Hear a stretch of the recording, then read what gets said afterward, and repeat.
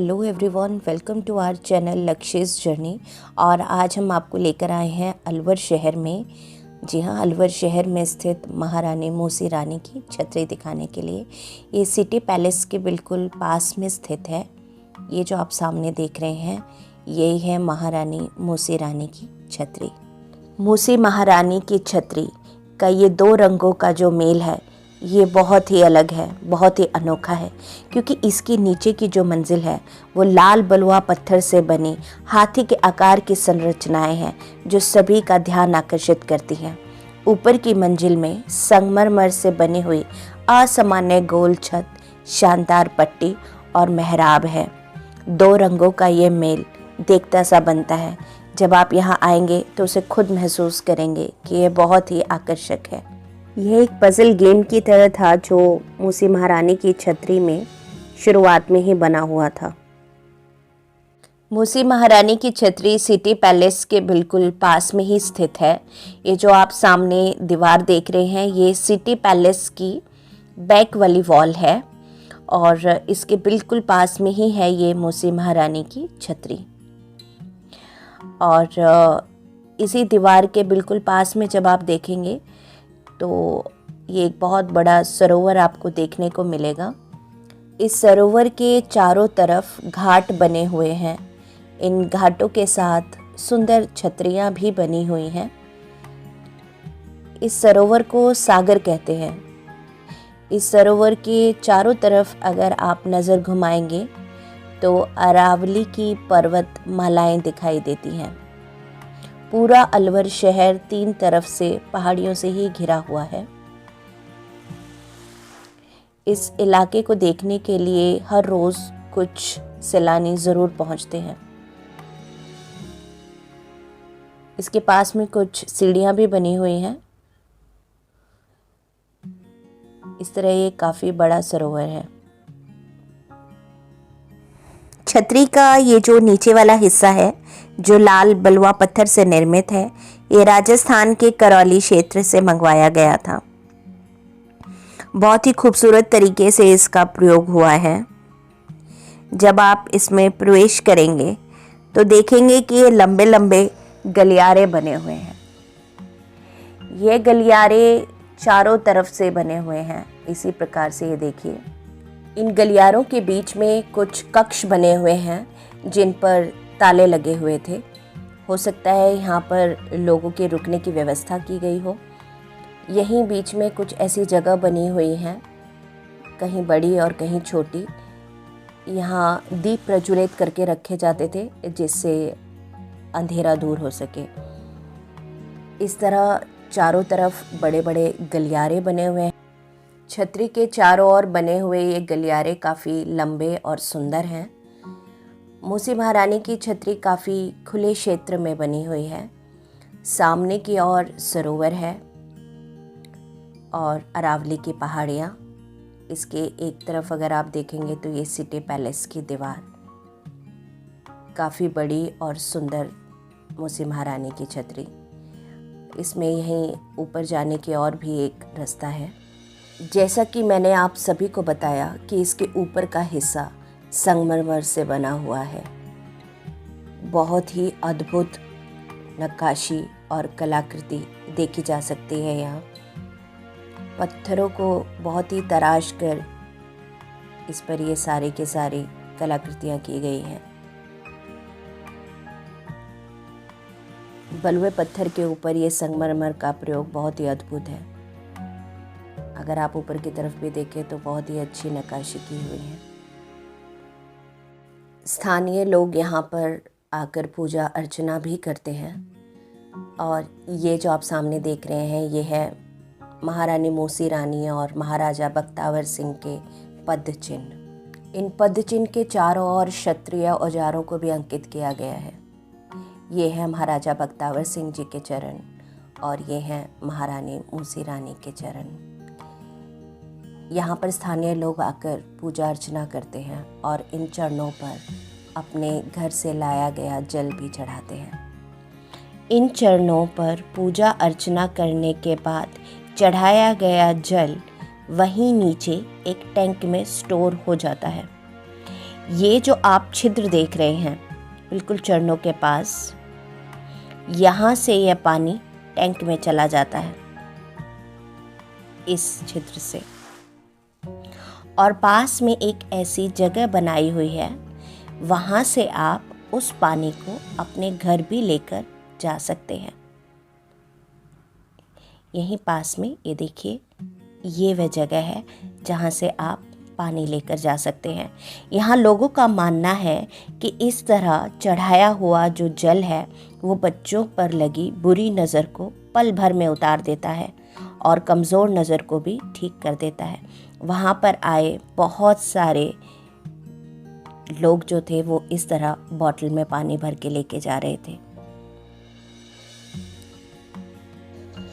ऊपर जब आप छत पर देखेंगे तो महारानी मूसी रानी की कुछ मूर्तियाँ चारों कोने में बनाई गई हैं, जिसमें वो वीणा बजाते हुए नाचती हुई दिखाई हैं। इधर आप देखेंगे तो इसमें कृष्ण लीला और बख्तावर सिंह जी की घोड़े की सवारी को दर्शाया गया है। छत को कुछ सुंदर पौराणिक चित्रों और भित्ति चित्रों से भी सजाया गया है। विष्णु के कई रूप यहाँ दिखाए गए हैं। ऊपर जब आप देखेंगे तो बहुत ही सुंदर कलाकृति की हुई है, बहुत ही खूबसूरत रंगों का प्रयोग हो रखा है, जो आज भी अपनी सुंदरता बनाए हुए हैं। मूसी महारानी की छतरी का निर्माण अलवर के महाराजा बख्तावर सिंह के बेटे विनय सिंह ने सन 1815 में करवाया था। मूसी रानी महाराज बख्तावर सिंह के साथ चिता पर बैठकर सती हो गई थी। उनकी स्मृति में ही यह छतरी बनवाई गई है। यह छतरी मुगल कालीन व राजपूती स्थापत्य कला का बेजोड़ नमूना है। छतरी में 84 खंभे हैं। वर्तमान में यह पुरातत्व एवं संग्रहालय विभाग की ऐतिहासिक इमारतों में भी शामिल है। छतरी के ऊपर के हिस्से से लेकर नीचे के हिस्से तक अगर आप देखते जाएंगे तो बहुत ही अच्छा पत्थरों को तराश कर कार्य किया हुआ है।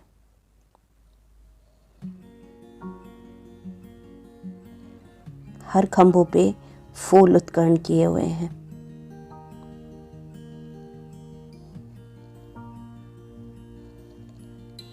संगमरमर की बनी छतरी, उस पर उत्कीर्ण की गई है नायाब नक्काशी। ऐसा लगता है मानो इस पत्थर से ज़्यादा खूबसूरत ये उत्कीर्ण हो ही नहीं सकते थे। बाहर की तरफ बलुए पत्थर से बने हुए ये छज्जे बहुत ही खूबसूरत लग रहे हैं। ऊपर की तरफ जब इन दोनों पत्थरों का मेल देखने को मिलता है तो सच में बहुत ही आकर्षक लगता है। ये दीवारों के हर कोने पर छज्जे से लेके खंभों तक उत्कीर्ण किए हुए इस तरह फूलों के आकार से तराशे गए ये पत्थर बहुत ही आकर्षक लग रहे हैं, बहुत ही खूबसूरत। छतरी के हर खंभे के पास इस तरह जो ये हुक देख रहे हैं आप लगाए गए हैं।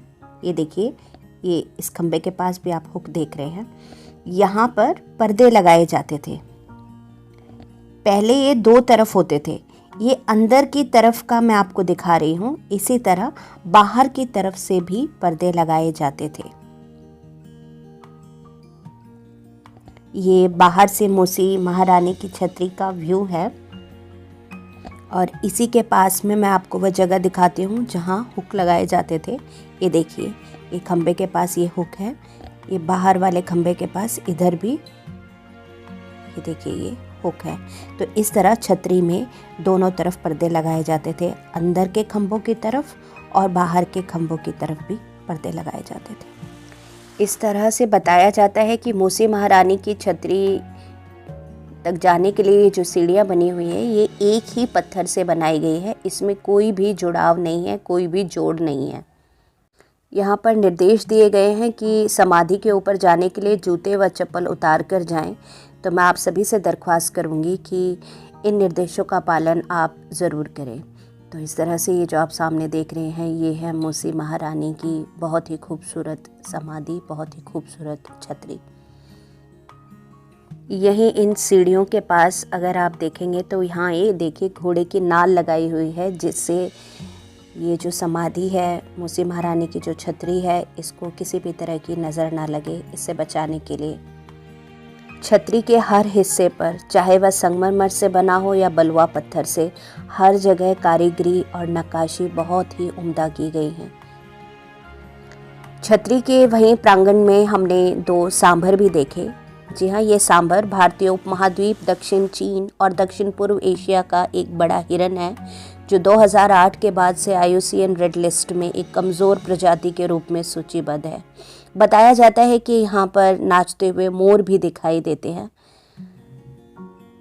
तो इस तरह से ये लाल बलुआ पत्थर और संगमरमर का प्रयोग ऊपर की मंजिल में जो किया गया है, वह बहुत ही खूबसूरत है। यदि आपको पुरानी वास्तुकला, पुरानी नक्काशी और ऐतिहासिक कार्य को देखने का बहुत शौक़ है, तो मैं आपको बताना चाहती हूँ कि ये जगह बहुत ही अच्छी है, क्योंकि इसके हर कोने में कोई ना कोई अलग कार्य ही देखने को मिलता है। चाहे आप वह संगमरमर के पत्थर पर किए गए कार्य देख लें या फिर इस तरह बलुआ पत्थर पर, हर जगह की नक्काशी अपने आप में कुछ अलग ही है। बहुत ही खूबसूरत और बहुत ही अच्छे तरीके से किया हुआ कार्य।